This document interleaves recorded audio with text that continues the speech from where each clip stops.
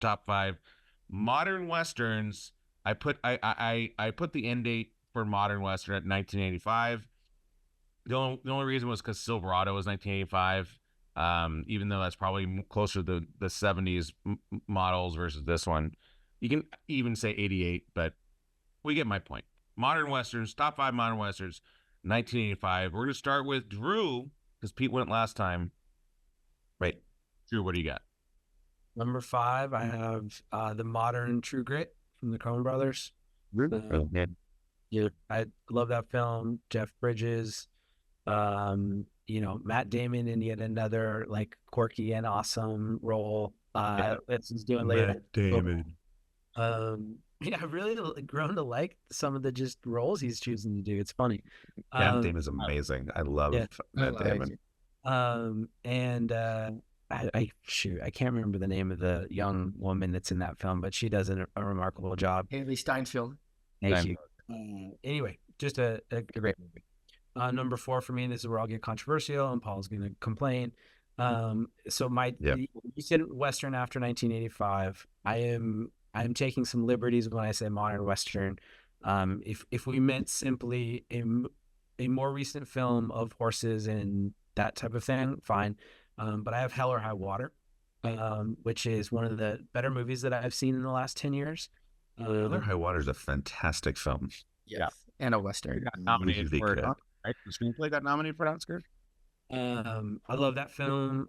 Chris Pine, Ben Foster, Jeff Bridges, the woman, the waitress in the diner, in one of the best tiny roles of all time. Bank robbers on the loose instead of horses. You got cars. West Texas. I love that film. Right. Number three, got nominated for Best Picture that year too. I forgot about that. Mm-hmm. Number three, a more sort of classic Western, in modern, and probably will be number one on some people's lists. Unforgiven, amazing. Clint Eastwood, Gene Hackman. I find often about how much I love Gene Hackman. Morgan Freeman early on. What's that? Number three. Number three. Number two for me, similar to my Hell or High Water choice, I have No Country for Old Men, which is probably one of my five favorite movies of all time. Incredible. Coen Brothers in my mind. I have them twice on this list.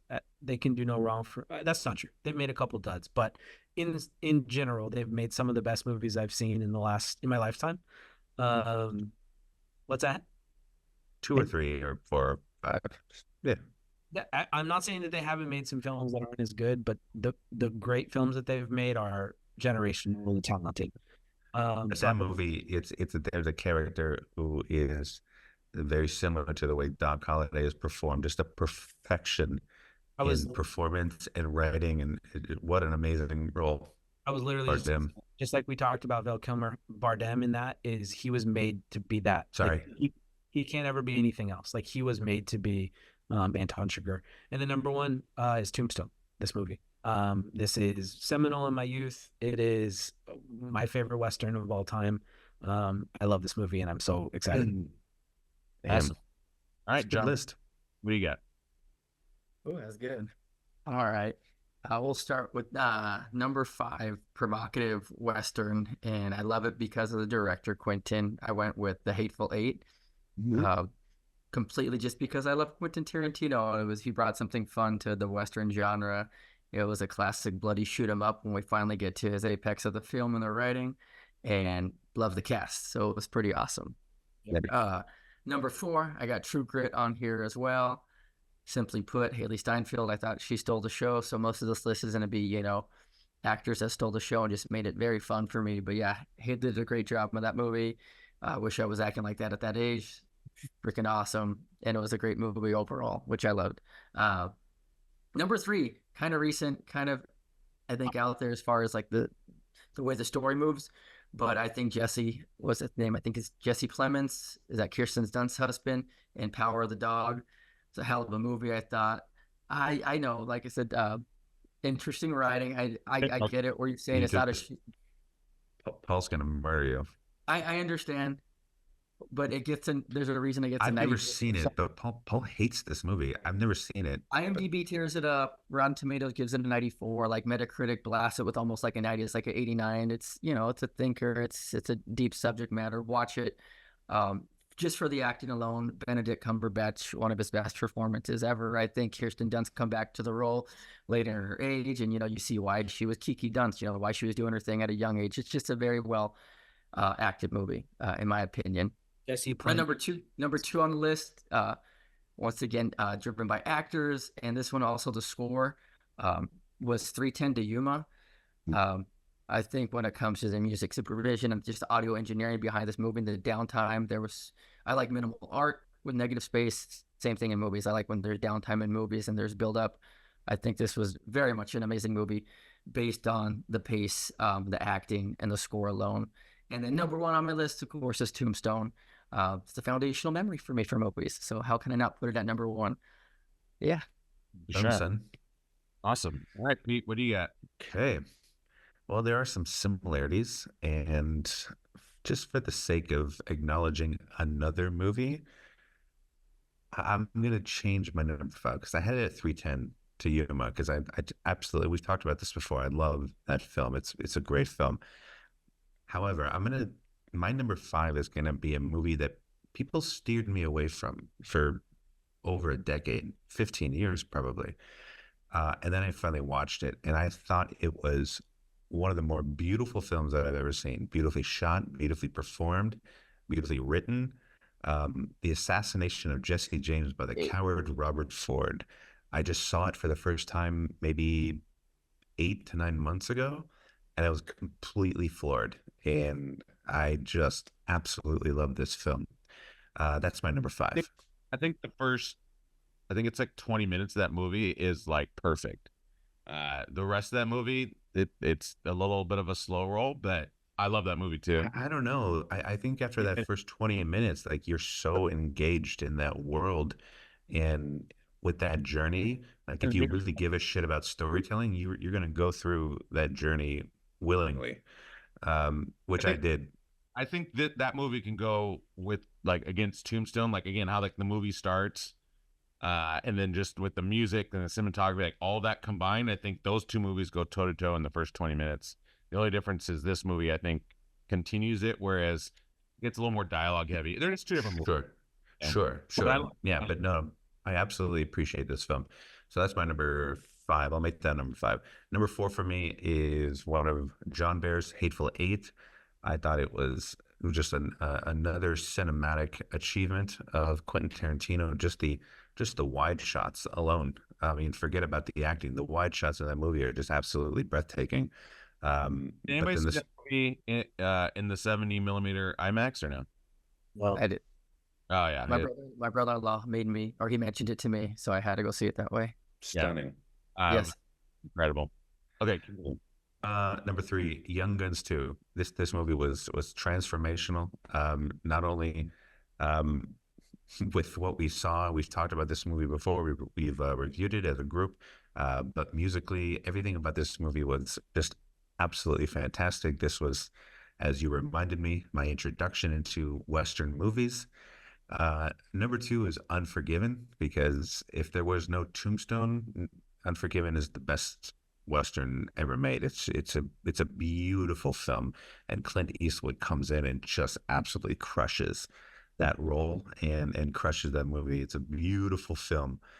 Number 1 though is Tombstone. Tombstone is like the best movie, Western post 1985 for sure. Yeah, I have a similar but different list than many of you. I forgot a film, and then you reminded me of it because I was only searching on a certain list. But my number 5. So I'm going to say my original number 5 since I'm last. But my original number 5 was Hostels with Christian Bale. I absolutely love that film. That was great. So I ended up bumping that one up because I forgot about Unforgiven. But ultimately, I put True Grit as my number 5 for all the reasons we. Yeah, that hurt. That hurt not to put it in mine. I love the music, and I loved Haley Steinfeld in that, along with, Josh Brolin, everything. It's just a really well-crafted film. So good. Yeah. Like my number 4 is Unforgiven, only because I don't watch it as much as my other three. But I agree with Pete. It's probably the best, like pure drama of a Western. Yeah, Thank you. that's like written when it comes to just the pure drama of it.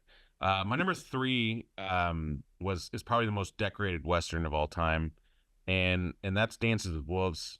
Wolves. I love that film growing up, and I've seen it so many times. But that one just kind of blew my mind on how expansive a film can be, and like.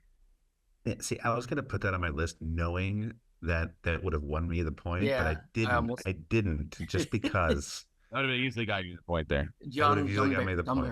Dunbar. That's the Dunbar. I could easily put Dances with Wolves number one. Is it Wolves? But just because it's so longer, I don't watch it much. You know what I mean? My number two is actually everyone else's number one, but it's Tombstone. And the only reason, I think Tombstone is actually better than my number one. But the only reason I put my number one is because this is like my favorite film, and it's Young Guns too. I just absolutely love the Billy Kid character along with Emilio Estevez, and its rewatchability is just simply higher than it is with Tombstone. And just like I've also been to Tombstone. Like I've also been to the real Lincoln and Lincoln County, and so it's just absolutely awesome to watch the films and then also be where they took place, and so that's why I put it number one. And I know it's not a better film, but wow, no Back to the Future 3 on anybody's list. That's crazy. I mean, it's Western. It is though, because that's why I actually like it like almost the most is because it's a Western, but yeah, it's just, and I don't actually think it's better than these five as a Western, if that makes sense. It would be in my top 10 for sure. And let's just rotate. I'll let you guys have if you guys have any honorable mentions, we'll just start with Drew and then just rotate. Just give one and then we'll go out till we exhaust them. Because I want to give a shout out to films. Oh man, I wasn't ready for honorable mentions. That's fine. That's fine. We'll just go to John. There's no points to the honorable mentions, so. No, because like my films that just made it outside, you already mentioned, was Unforgiven and Assassination of Jesse James. So I'm looking at my list on the borderline. You had already mentioned them. I would say a very underrated, amazing Western is Open Range, with Costner. That's it's such a great film. It's long, but it takes you all the way through, just like Assassination of Jesse James. You're in that movie the whole time. Yeah, no, I love that one. Thank you. Also, Django Unchained, I would consider that a one. Revenant, sure. We already said 3:10 to Yuma. Oh yeah. Quick and the Dead. And this is probably a controversial one, but I like Maverick. Forget Maverick. Quick and the Dead. That's a sneaky, fun, good Western movie. Like with Leo before he explodes, and not better than Maverick. Gene Hackman just crushing he always Brokeback does. Mountain considered a Western? I think so. Yeah. Want some awards? That's kind of Western. For series, I would say Deadwood for the series for sure. Deadwood crushes. Forget it. Heck yeah. All right. Well, I'm gonna give. Yeah, I was gonna give my point to John, but his upset pick alert of the week with what was the movie called again? Power of the Dog. Power of the Dog. That ruined it twice, and I think the movie tried too hard. That's all. I'm gonna be nice about that movie. So I'm gonna give it to Pete because Pete had Young Guns. He was the only one to have Young Guns, and that was obviously my number one. I'll make you famous. Well, yeah, yoo-hoo, I'll make you famous.